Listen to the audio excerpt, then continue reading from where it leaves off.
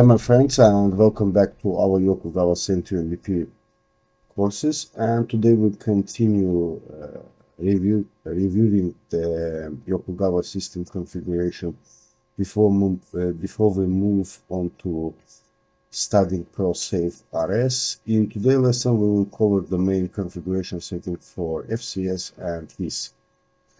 So first let's open the FCS properties. So here, my friends, firstly, I think you know what's the type of our station. The database we use, the general purpose database. And my friends, the database is the define the capacity of the FCS database, including the number of the function blocks, control drawing, and engineering resources. So, my friends, then we have the domain number and station number. You know it from our previous lesson. And here, what interests to us is number of control drawings.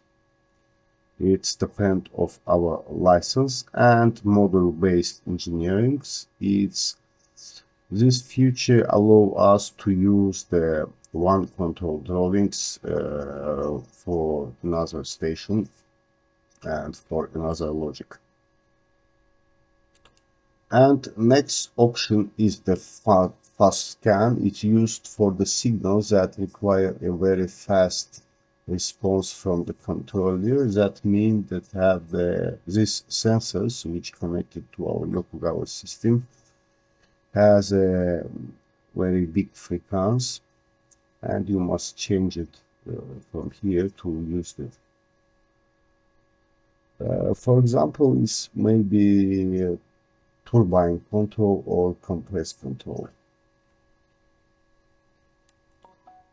And next one is a medium speed control, scan period, and it's used for device which require a normal response time. It's maybe it's a temperature controller. Sorry, for example, the temperature controller, tank level control, or normal process monitoring. And here, my friends, the options that we are used in our previous lesson.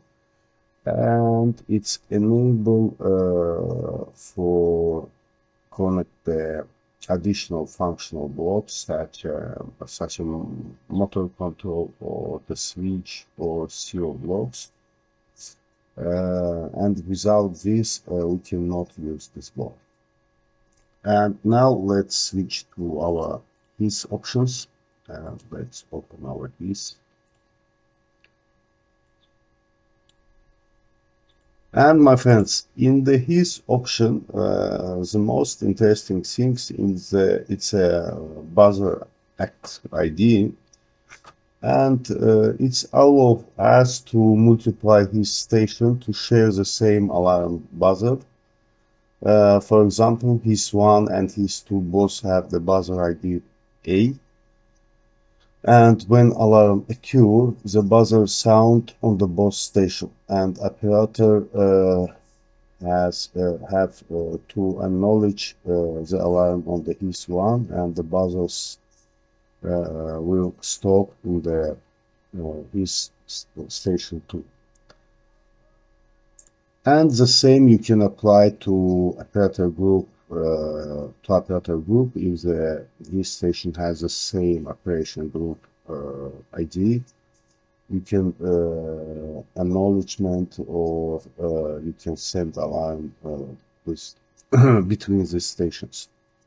So, my friends, here we have no important options, and also you know that we can configure our IP address and IP address for the control bus and Ethernet settings. And let's switch to our security settings, and we have here We have here 4 users, and you can assign it to the same groups.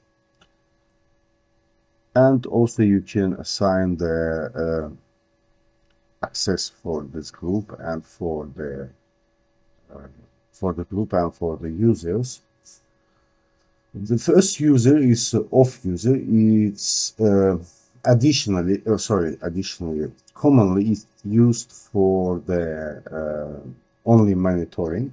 The second group is the on user, and the on user is used for the